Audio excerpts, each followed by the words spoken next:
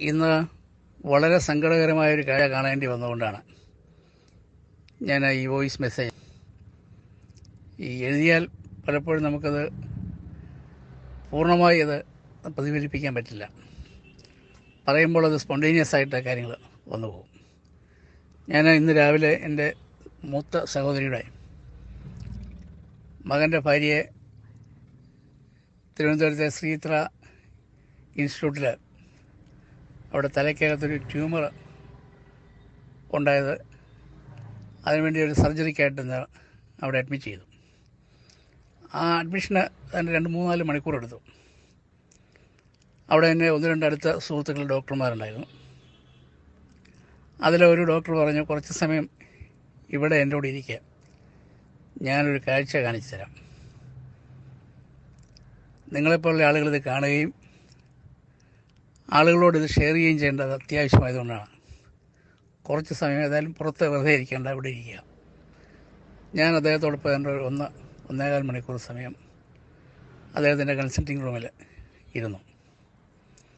ആ സമയത്തുള്ളൊരു 7-8 കുഞ്ഞുങ്ങൾ, 2 വയസ്സ് മുതൽ 10 വയസ്സ് വരെയുള്ള പ്രായത്തിലുള്ള 7-8 കുഞ്ഞുങ്ങളെ പരിശോധിച്ചു. ആ പരിശോധിച്ച കുഞ്ഞുങ്ങൾക്കെല്ലാം തലയ്ക്കകത്ത് ട്യൂമറാണ്. സാധാരണ ഉണ്ടാകുന്ന ട്യൂമറുകളെല്ലാം അപകടകാരികളാണോയെന്നില്ല. പക്ഷെ അദ്ദേഹം പറഞ്ഞത് ഇവിടെ വരുന്ന ഇന്ന് 100ഓളം കുഞ്ഞുങ്ങളെ പരിശോധിക്കുന്നുണ്ട് 2 ഡോക്ടർമാർക്കായിട്ട്. കഴിഞ്ഞ ദിവസങ്ങളിലൊക്കെ പരിശോധിച്ചതിൽ 90% കുട്ടികൾക്കും ട്യൂമർ ബാധിച്ച ആളുകൾക്കെല്ലാം, തലയിൽ ട്യൂമറുള്ള കുഞ്ഞുങ്ങൾക്കെല്ലാം ക്യാൻസറാണ്. അദ്ദേഹം പറഞ്ഞത് ഈ അപകടം വരുത്തി വെക്കുന്നത് ആ കുഞ്ഞുങ്ങളുടെ മാതാപിതാക്കളാണ്. കുഞ്ഞുങ്ങൾക്ക് കളിക്കാനായിട്ട് അവർ ബഹളമുണ്ടാക്കാൻ, ശാഠ്യമുണ്ടാക്കുമ്പോൾ അല്ലെങ്കിൽ സന്തോഷിപ്പിക്കാൻ ഒക്കെ നമ്മൾ കൊടുക്കുന്ന മൊബൈൽ ഫോണുകളാണ് ഈ ട്യൂമറുകൾ ഉണ്ടാകാൻ കാരണം. വളരെ വ്യക്തമായി അവർക്ക് ബോധ്യം വന്ന കാര്യമാണ്. പലപ്പോഴും നമ്മൾ വാട്സപ്പ് ഗ്രൂപ്പിലൊക്കെ ഇത് കാണാറുണ്ട്. കഴിഞ്ഞ ദിവസം ഒരു ചാനലിലും ഇത് പറഞ്ഞിട്ടുണ്ടായിരുന്നു. പക്ഷേ ഇന്നെനിക്ക് നേരിട്ട് ബോധ്യപ്പെട്ടു. എത്രയോ കുഞ്ഞുങ്ങൾ എട്ടും പൊട്ടും തിരിയാത്ത പ്രായത്തിൽ ആ കുഞ്ഞുങ്ങൾ മാരകമായ രോഗത്തിന് അടിമപ്പെടുന്നതിൻ്റെ കാരണക്കാർ എന്ന് പറയുന്നത് അവരുടെ മാതാപിതാക്കളാണ്.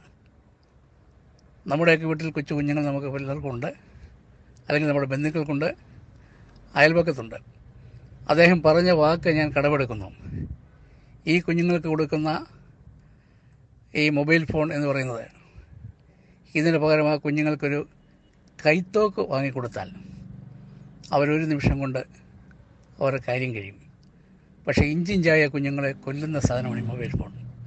അതുകൊണ്ട് ഒരു കാരണവശാലും ഈ കുഞ്ഞുങ്ങൾക്ക് മൊബൈൽ ഫോൺ കൊടുത്ത് അവരെ അതിനെ അടിമകളാക്കുവാൻ ശ്രമിക്കരുത്.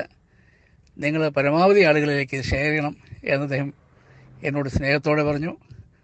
അതേ സ്നേഹത്തോടെ ഞാൻ നിങ്ങളോട് എല്ലാവരും പറയുന്നത്, നിങ്ങൾക്ക് അറിയാവുന്ന മുഴുവൻ ആളുകളോടും അവരുടെ കുഞ്ഞുങ്ങൾ ആയുസ്സോടും ആരോഗ്യത്തോടും കൂടി ഇരിക്കാൻ വേണ്ടി ഈ മൊബൈൽ ഫോൺ നൽകാതിരിക്കാൻ ശ്രദ്ധിക്കുക. നമുക്കും മൊബൈൽ ഫോൺ അപകടമാണ്. പക്ഷേ അതിനേക്കാൾ 10 ഇരട്ടിയോ 100 ഇരട്ടിയോ അപകടമാണ് കുഞ്ഞുങ്ങൾ ഇത് ഉപയോഗിക്കുന്നുണ്ട് എന്നുള്ള യാഥാർത്ഥ്യം നമ്മൾക്ക് പരിചയമുള്ള, അടുപ്പമുള്ള, സ്നേഹമുള്ള ആളുകളിൽ ഇതെത്തിക്കുക. എനിക്ക് എൻ്റെ ഒരു അനുഭവ സാക്ഷ്യമാണ്. ഞാനിന്ന് നേരിട്ട് കണ്ടൊരു കാഴ്ചയാണ്. അതുകൊണ്ടാണിത് ഇവിടെ ഷെയർ ചെയ്യുന്നത്.